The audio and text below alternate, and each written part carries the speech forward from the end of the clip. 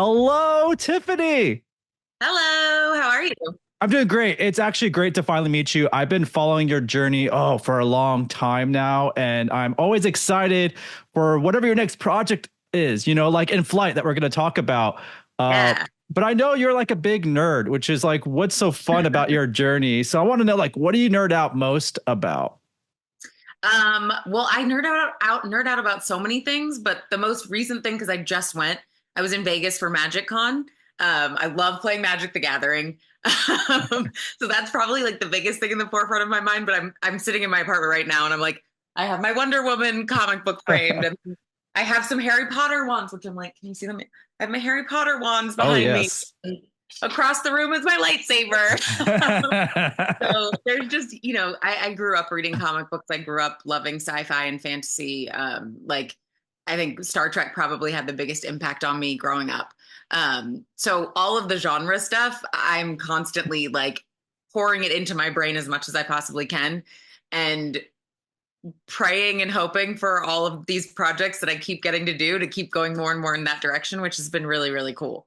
Yeah, it's been exciting to see. You definitely are a big nerd. And, I love seeing all your, you've done a lot of hosting also in the past too. And I followed that journey and I'm actually just getting into that. So a couple fun nuggets is like, I just did a panel for Star Trek Next Gen and Yeah. Voyager. And then I got to host the panel for Ewan McGregor at a local con over here.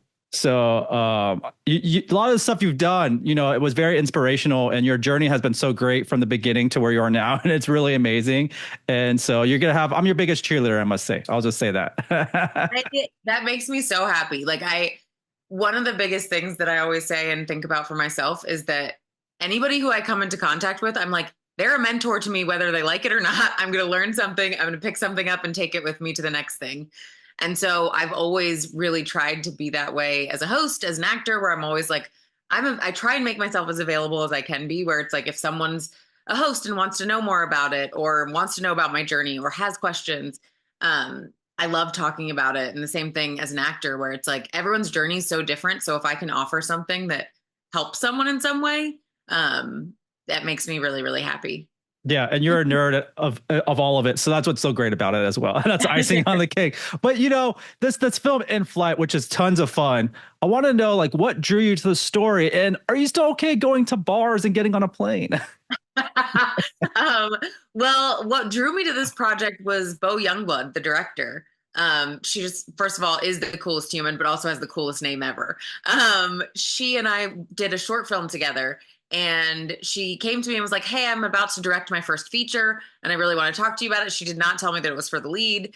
So we sat down, and she was like, "Okay, so this is the idea. Would love for you to read the script. Let me know what you think." And I read it, and I was like, "When do we start?" The great thing that I loved about this character is that she's super smart. She is active, like she is a very active participant in everything that's going on around her.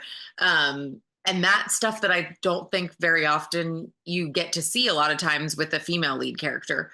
We're seeing it more and more, obviously, but when opportunities like that come up, I do not want to let them pass me by. And I hadn't done a thriller like this, where it's kind of one of those movies where I like to say you can go back and watch it a couple of times and pick things up that maybe you missed the first time around. I don't want to spoil anything for anyone, but there are just little things here and there that I think that it's great when you have a film that, like, it reminded me of Memento, where you're like, okay, it's these small, how do I go back and I can see this? And oh my gosh, I missed that last time. So all of those things really drew me to this project. And, I've done now two films on planes at that same location. We shot at Aero Mockups. And I did a short film called Splinter that we shot there. I've And seen that. I actually like that short a lot. I love Mark, and that was a great one too. So it was exciting to see kind of y'all shooting in the same set, which is really cool. yeah, yeah. So we shot Splinter there, and then we shot In Flight there. So it almost felt a little bit like coming home to me, because I was like, oh, I already know how this set is. This is great. So yeah, that part was super fun. I've now had some traumatic experiences on airplanes in movies. Fortunately, not my experience in real life. I still love flying places and traveling. And yeah, it's one of those things where I love the better the set is, the easier it is as an actor, where, you get to walk on set, and I'm sure you've heard this before from actors, but where it's auditioning, I think, is it's a whole different skill set than being on set and acting. And when you get to set and all of the props are there and the set is as incredible as you're on an actual airplane, so you don't have to fake anything really. It just makes the project that much more fun and acting so much easier, and so much more grounded, Yeah, not I love grounded on the pun intended. I love that. Yeah, I love the set. It's so cool. I've seen stuff when y'all were filming Splinter, and then PD showed some like behind the scenes stuff for this film In Flight. It's just so cool to see like they built kind of like the inside of this airplane. Yeah. How did you find that experience shooting like those scenes? And any fun stories or like lodge like challenges like to kind of move around? Is it a low ceiling as well? Like, is it really kind of one-on-one to an I actual mean, airplane? it really it is a plane. Like it is this company, they have pieces of actual planes. So it's not a set, it's an actual airplane. So yeah, the size of a plane is what we were in. So that definitely was part of, I mean, when you're filming something, it's like you can't have ACs going because it's loud and we're in this contained space. So that part was, usually on sets, especially when you are having so much dialogue to do. Like sometimes I'll pop off and go over things, but we were so contained in that space that probably was the biggest challenge of it for me. But also at the same time, the benefit of that is then you're with all the actors all the time and you're getting to spend so much more time together.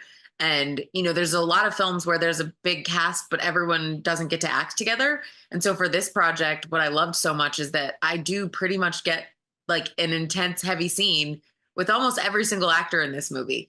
And as an actor, that's incredible because everyone works so differently. So that was really fun for me to see how each person worked and how I was going to bring Claire into the situation with them, which I loved.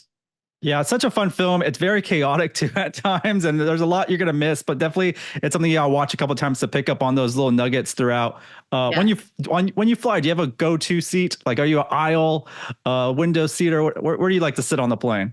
I am a window seat, not over the wing.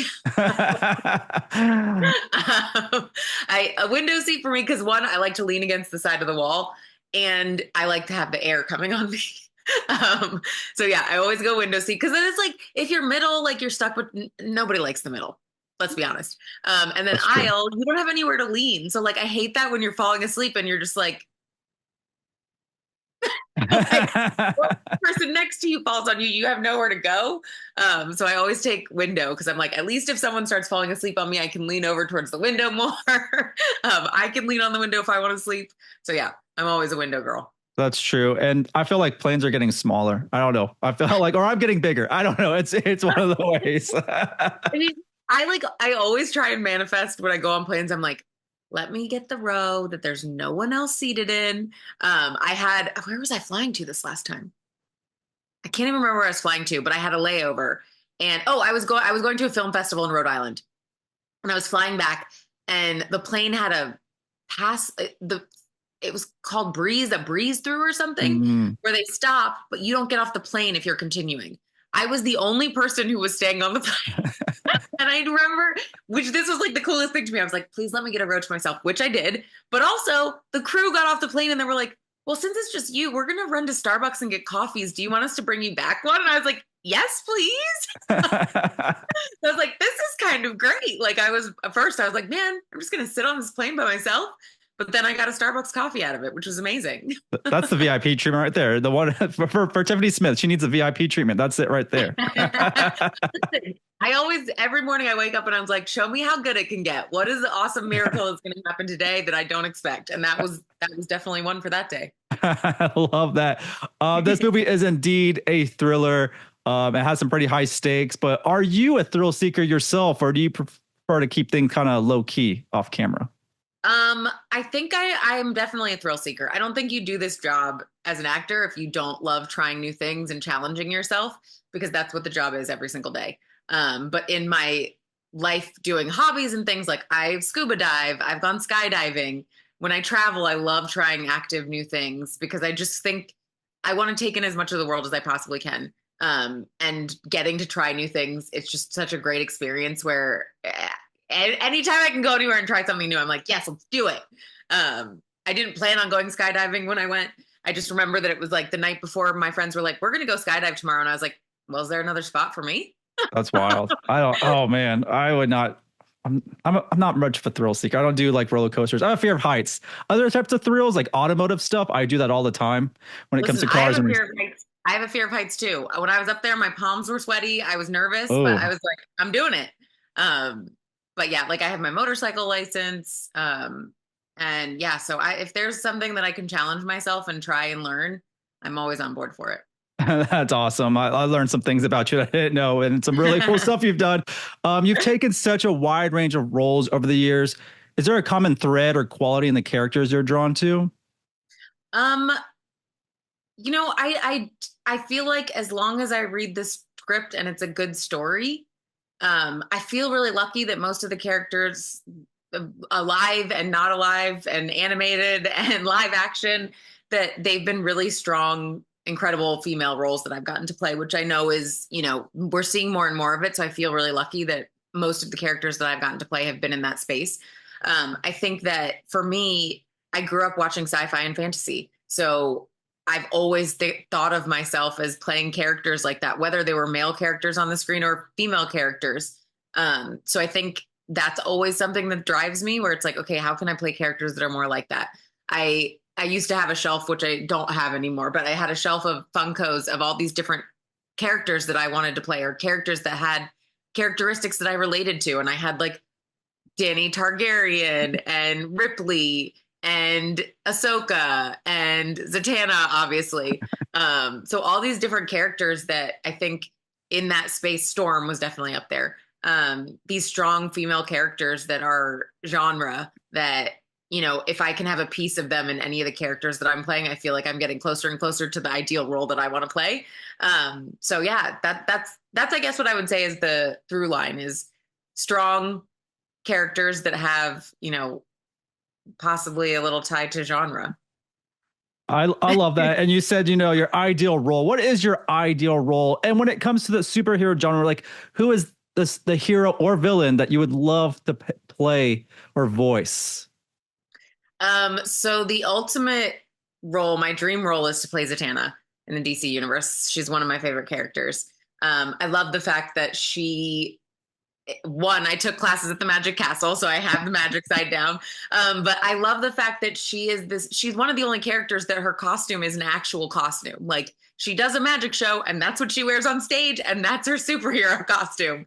And the other part that I love about her is that, every time she's trying to do things that help, it kind of draws her closer to the dark side, but she also is willing to do it for the greater good. And I think that's a really cool aspect. And I don't think there's a lot of characters out there that have where it's an adult female character that has a good relationship with their dad.